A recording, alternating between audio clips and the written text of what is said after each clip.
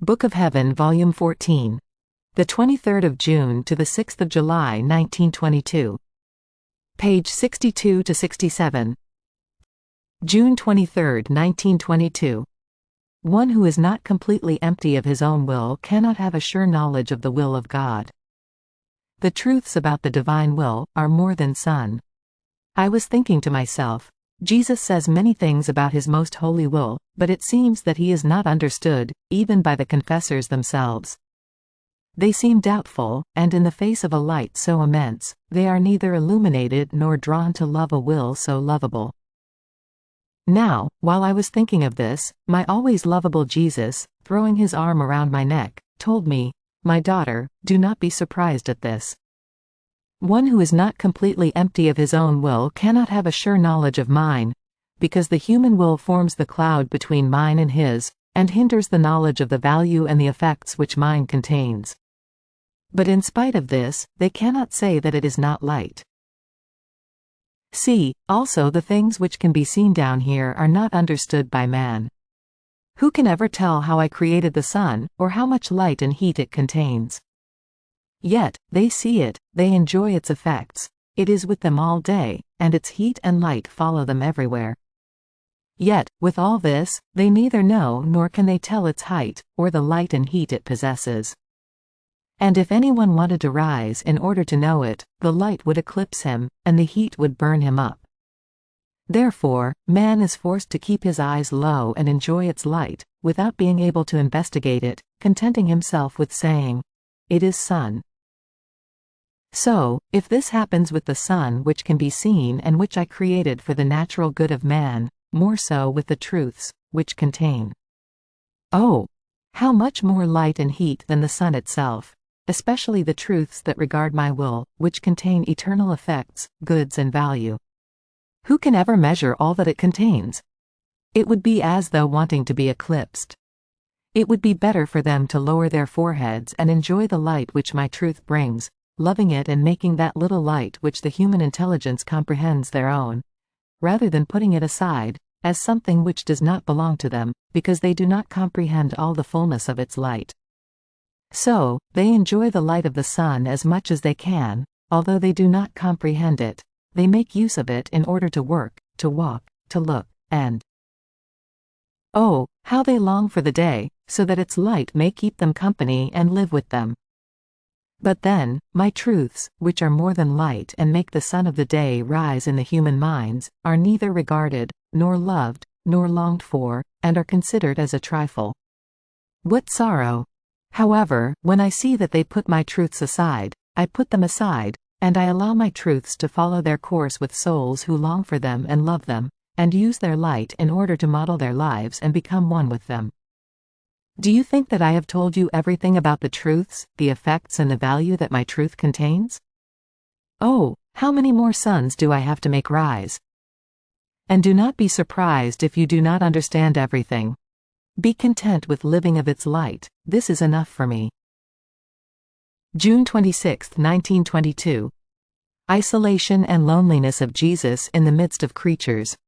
Continuing in my usual state, my always lovable Jesus came, and since I had been all contracted for a few days, to the point of feeling incapable of motion, taking my hands in his, he told me, "My daughter, let me loosen you up."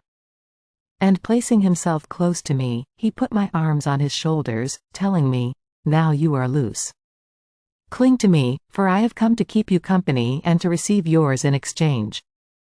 See, I am the God isolated by creatures, I live in their midst, I am life of each one of their acts, while they keep me as if I were not with them.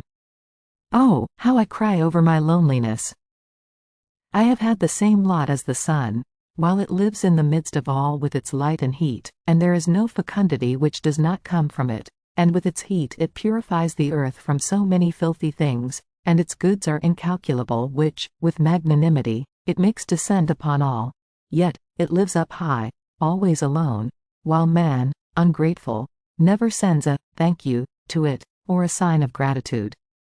So I am alone. Always alone, while, being in their midst, I am light of every thought, sound of every word, motion of every work, step of every foot, beat of every heart. Yet, man, ungrateful, leaves me alone, and he says not a "thank you" to me, not one "I love you." I remain isolated in his intelligence, because he uses the light I give to him for himself, and maybe even to offend me.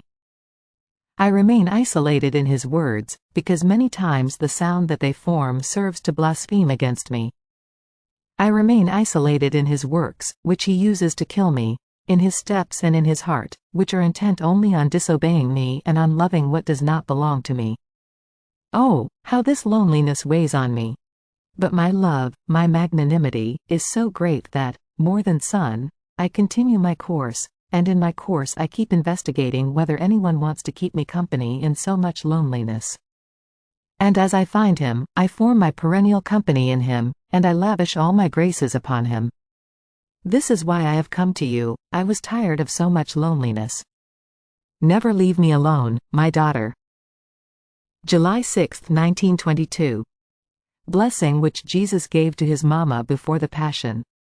One who lives in the divine will is the depository of the sacramental life of Jesus. I was thinking of Jesus, and accompanying him in the hour of the Passion when he went to his divine mama to ask for her holy blessing.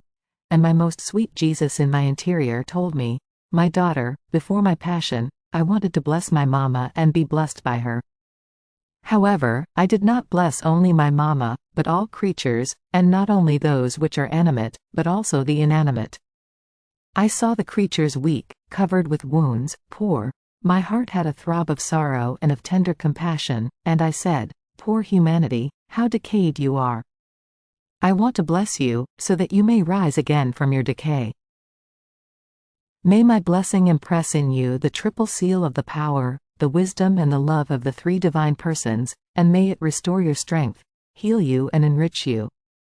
And in order to surround you with defenses, I bless all things created by me, that you may receive them all blessed by me. I bless for you the light, the air, the fire, the food, so that you may remain as though submerged and covered by my blessings. But since you did not deserve this blessing, I wanted to bless my mama, using her as channel through which my blessing might reach you. And just as my mama requited me with her blessings, I want creatures to requite me with their blessings. But, alas, instead of repaying me blessings, they repay me with offenses and maledictions. Therefore, my daughter, enter into my will, and rising upon the wings of all created things, seal all of them with the blessings that all should give me, and bring the blessings of all to my sorrowful and tender heart. Then, after I did this, as though to repay me, he said to me, "My beloved daughter, I bless you in a special way. I bless your heart, your mind, your motion, your word, your breath. I bless all of you, and everything in you." After this, I continued with the other hours of the Passion, and while I was following the Eucharistic supper, my sweet Jesus moved in my interior, and with the point of his finger, he knocked strongly within my interior, so much so, that I heard him with my ears, and I said to myself, "What may Jesus want, that he is knocking?" And he, calling me, told me, "It was not enough to knock for you to hear me, but also to call you so as to be listened to. Listen, my daughter." While I instituted the Eucharistic supper, I called everyone around me, I looked at all generations, from the first to the last man, in order to give my sacramental life to all, and not once, but as many times as they need food for their bodies. I wanted to constitute myself as food for the soul, and I felt very sad at seeing that my sacramental life would be surrounded by scorn, by indifference, and even by ruthless death. I felt ill. I experienced all the grips of death of my sacramental life, so harrowing and repeated. Then I looked better. I made use of the power of my will, and I called around me the souls who would live in my will. Oh, how happy I felt! I felt surrounded by these souls, whom the power of my will kept as though submerged, and for whom my will was the center of their lives. I saw my immensity in them, and I found myself well defended from all. And to them I entrusted my sacramental life. I deposited it in them, so that they would not only take care of it, but repay me for each consecrated host with one life of theirs. And this happens naturally, because my sacramental life is animated by my eternal will, and the life of these souls has the life of my will as its center. Therefore, when my sacramental life is formed, my volition, acting in me, acts also in them, and I feel their life in my sacramental life. They multiply with me in each host, and I feel I am given life for life. Oh, how I rejoiced in seeing you as the first one, you, whom called in a special way to form your life in my will. I made in you the first deposit of all my sacramental lives, and I entrusted you to the power and the immensity of the supreme volition, that they might render you capable of receiving this deposit. From that time you were present to me, and I constituted you as depository of my sacramental life, and in you, all the other souls who would live in my will. I gave you primacy over all, and with reason, because my will is subject to no one, even over the apostles and the priests. In fact, if they consecrate me, however, they do not remain as life together with me, on the contrary, they leave me alone and forgotten, not caring about me, while these souls would be life within my own life, inseparable from me. This is why I love you so much. It is my own will that I love in you.